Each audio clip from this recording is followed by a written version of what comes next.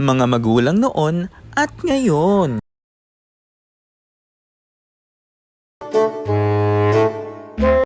Ay ma'am, kayo na pong bahala sa anak ko ha.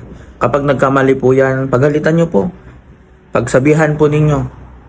Paluin ninyo para matuto. Hindi ko po tinitolerate ang mga ganyang mga pag-uugali. Ma'am, bakit yun naman pinagalitan yung anak ko?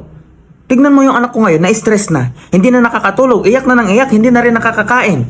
Aba, hindi pwede yung ginagawa mo, madam ha. Gusto mo ipatanggal kita? Tanggalin mo yung lisensya mo? Gusto mo sumbong kita sa DepEd? Ay ipapatulpo talaga kita, madam. Hindi pwede yung ginagawa mo. Child abuse yan.